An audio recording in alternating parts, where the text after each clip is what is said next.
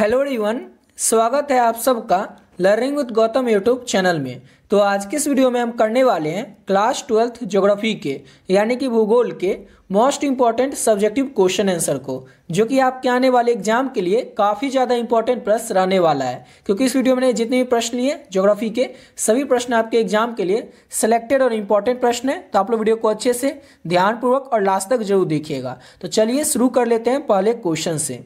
और पहला क्वेश्चन क्या हमारा, नोएडा और बरौनी जो है इसके महत्व का उल्लेख करें। नोएडा का और बरौनी का, इन दोनों का अपना अपना क्या क्या महत्व है ये आपको बताना है। तो नोएडा और बरौनी का जो महत्व है वो इस प्रकार से है। नोएडा जो कि उत्तर प्रदेश में स्थित है। अब यहाँ पर क्या क्या है, तो आईटी और औद्योगिक हब है। दिल्ली का ये उपनगर भी है नोएडा, जबकि ये कहाँ पे है, तो उत्तर प्रदेश में स्थित है, लेकिन ये दिल्ली से बहुत ही सटा हुआ है। दिल्ली के करीब ही है, यानी कि 1-2 किलोमीटर का ही दूरी है दिल्ली से और नोएडा के बीच में। और शिक्षा और स्वास्थ्य का केंद्र है नोएडा, और व्यापार और रोजगार के अवसर बहुत ज़्यादा है नोएडा में। तो ये क्या है, तो ये नोएडा के महत्व हैं जो कि उत्तर प्रदेश में स्थित है नोएडा इसके। और बरौनी का क्या महत्व है, तो बरौनी जो है जो कि बिहार में स्थित है और इसमें तेल शोधक कारखाना स्थित है। भारत का पहला ये तेल शोधक कारखाना है। ये क्या आपसे ऑब्जेक्टिव में पूछा जा सकता है कि भारत का पहला तेल शोधक कारखाना कहाँ पर स्थापित है, तो याद रखिएगा बिहार के बरौनी में। और ये जो बरौनी है ये औद्योगिक और आर्थिक विकास है और रोजगार और व्यापार के अवसर प्रदान करता है बरौनी, जो कि बिहार में है। और दोनों ही शहर का अपना अपना महत्व है, जो कि आर्थिक और औद्योगिक और शैक्षिक विकास है दोनों ही शहर का। ऐसा नहीं कि किसी एक शहर का महत्व है और किसी एक शहर का महत्व कम है, दोनों ही शहर का अपना अपना महत्व है नोएडा और बरौनी का। तो यही था नोएडा और बरौनी का महत्व, जो कि आपको याद रखना है। सिंपल सा याद रख लिएगा आप लोग, समझ गए।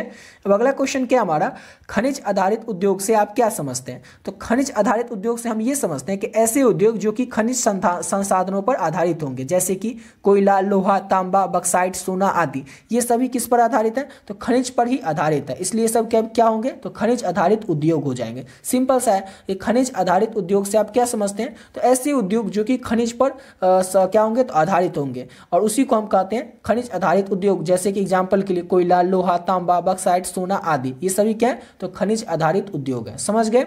अब अगला क्वेश्चन क्या हमारा कि विस्तृत वाणिज्य अनाज कृषि की किन्हीं 4 फसलों के नाम लिखिए। विस्तृत वाणिज्य अनाज कृषि जो है इसके 4 फसल का आपको नाम लिखना है। तो गेहूं, चावल, मक्का और जौ, ये तीनों ही क्या है, तो विस्तृत वाणिज्य अनाज कृषि के अंतर्गत ये फसल आते हैं। सिंपल सा क्वेश्चन था कि विस्तृत वाणिज्य अनाज कृषि के 4 फसल का नाम, तो हो गया गेहूं, चावल, मक्का और जौ, ये सभी क्या है, तो विस्तृत वाणिज्य अनाज कृषि है। समझ गए। अगला क्वेश्चन है हमारा, गुजरात के 4 प्रमुख सूती वस्त्र उद्योग केंद्रों के नाम लिखे। गुजरात के 4 प्रमुख सूती वस्त्र उद्योग जो हैं इनका नाम बताना है। तो गुजरात के 4 प्रमुख सूती वस्त्र उद्योग के केंद्र निम्नलिखित हैं। पहला है अहमदाबाद, सूरत, वडोदरा और राजकोट। ये है गुजरात के 4 शहर, और इन जो 4 शहर है, इन चारों शहर में गुजरात के जो 4 प्रमुख सूती वस्त्र उद्योग हैं वो इन 4 प्रमुख शहरों में स्थापित है, जो कि है अहमदाबाद, सूरत, वडोदरा और राजकोट में स्थित। तो चारों का नाम आप लोग अच्छे से याद रखिएगा। और अगला क्वेश्चन करने से पहले आपको बताना चाहेंगे कि अगर अभी तक आप लोग ज्योग्राफी के इंपॉर्टेंट गेस क्वेश्चन का पीडीएफ नहीं लिए तो किस तरह से आप लोग इस पीडीएफ को ले सकते हैं, और इस पीडीएफ में आपको क्या क्या मिलेगा। और ऑलरेडी बहुत सारे बच्चे जो हैं पहले से इस पीडीएफ को ले चुके हैं, तो जो भी बच्चे पहले से इस पीडीएफ को ले चुके हैं वे लोग क्या कीजिएगा, वीडियो को थोड़ा स्किप करके आप लोग अगले क्वेश्चन से देख लीजिएगा। और जो लोग बचे हुए हैं अभी तक इस पीडीएफ को नहीं लिए उनको बता दें कि इस पीडीएफ में आपको क्या क्या मिलेगा और किस तरह से आप ले सकते हैं। तो इस पीडीएफ में मिलेगा आपको ज्योग्राफी का important guess objective question board exam के लिए, साथ ही साथ मिलेगा आपको ज्योग्राफी का इंपॉर्टेंट सब्जेक्टिव क्वेश्चन, जिसमें कि लघु उत्तरीय, दीर्घ उत्तरीय दोनों प्रश्न रहेगा। ये आपके बोर्ड एग्जाम के लिए ये वही प्रश्न रहेंगे जो कि आपके बोर्ड एग्जाम के लिए इंपॉर्टेंट प्रश्न रहने वाला है। इसके साथ साथ आपको मिलेगा ज्योग्राफी का पीवाईक्यू, यानी कि पिछले 11 साल में आपके एग्जाम में ज्योग्राफी में जो भी प्रश्न ऑब्जेक्टिव प्रश्न पूछे गए वो सारा का सारा ऑब्जेक्टिव क्वेश्चन आपको एक ही पीडीएफ में आंसर के साथ देखने को मिल जाएगा।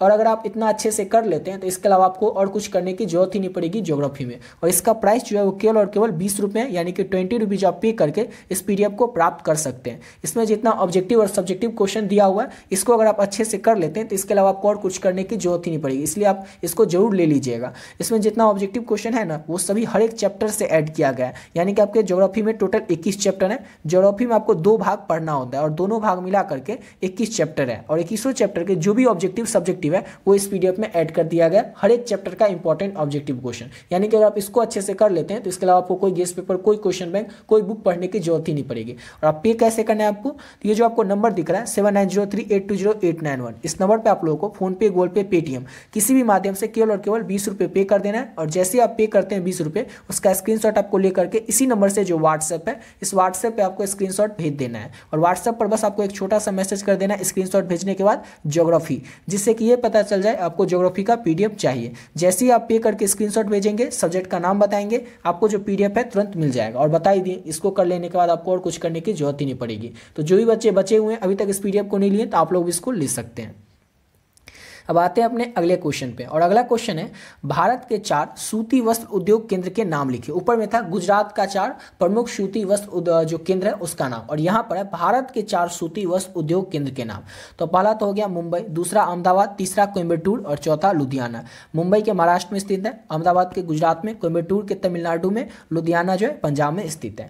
इन 4 जगहों पर भारत के 4 प्रमुख सूती वस्त्र उद्योग जो है वह स्थापित है। तो चारों का नाम आप लोग अच्छे से याद रखिएगा। ये क्वेश्चन आप लोगों से ऑब्जेक्टिव में भी पूछा जा सकता है।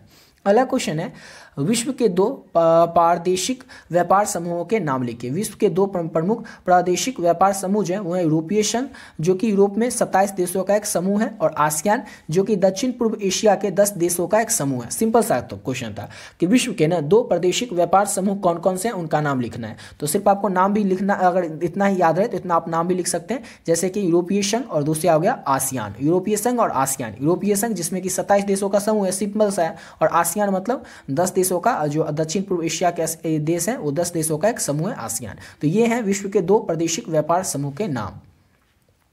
अगला क्वेश्चन है सामूहिक कृषि का वर्णन करें। तो सामूहिक कृषि में कई किसान मिलकर जमीन का उपयोग करते हैं और संसाधनों को साझा करते हैं। सामूहिक कृषि से किसानों की आय बढ़ती है और कृषि के क्षेत्र में सुधार होता है। नाम से ही पता चलता है सामूहिक, यानी कि समूह में कृषि की जाएगी, समूह में खेती की जाएगी। तो कई सारे किसान मिलकर एक साथ जो खेती करते हैं ना, अपने संसाधनों को साझा करके, यानी कि किसी के पास कुछ संसाधन हो गए खेती करने के लिए, किसी के पास कुछ संसाधन हो गए, तो सभी लोग अपना सभी संसाधन का उपयोग करके एक साथ मिल करके जो खेती करेंगे ना, जो खेती से उपजाएंगे, उसी को कहा जाता है सामूहिक कृषि। नाम से ही पता चलता है समूह में किया जाएगा ये खेती। समझ गए, इसको याद रखिएगा। अब अगला क्वेश्चन है भारतीय रेलवे के किन्हीं 2 मुख्य समस्याओं का वर्णन करें। भारतीय रेलवे जो है इसकी 2 मुख्य समस्याएं क्या क्या हैं। वैसे तो बहुत सारी समस्याएं हैं, लेकिन लघुत्तरीय में आपको केवल 2 समस्याओं के बारे में ही बताना होगा। दीर्घोत्तरीय में अगर ये क्वेश्चन पूछा जाएगा तो 5 समस्या लिखना होगा, लेकिन लघुत्तरीय में केवल आपको 2 ही समस्या बताना है। तो पहला तो समस्या दक्षता और सुरक्षा की कमी। पुरानी प्रणाली का उपकरण यूज किया जाता है, जिससे कि हमें सुरक्षा की कमी, हमेशा भय बना रहता है कि कहीं कुछ दुर्घटना न हो जाए। सिग्नल प्रणाली की कमी है, सिग्नल की बहुत ज़्यादा कमी है। रेल दुर्घटना में बढ़ती संख्या, ये भी क्या है, तो ये भारतीय रेलवे की ये सब समस्याएं हैं। उसका दूसरा समस्या है आधुनिकीकरण और वित्तीय संकट। वित्तीय संसाधनों की कमी, आधुनिकीकरण की आवश्यकता। अभी रेलवे हमारा आधुनिक हो रहा है, लेकिन जितना होना चाहिए था उतना अभी तक हो नहीं पाया है।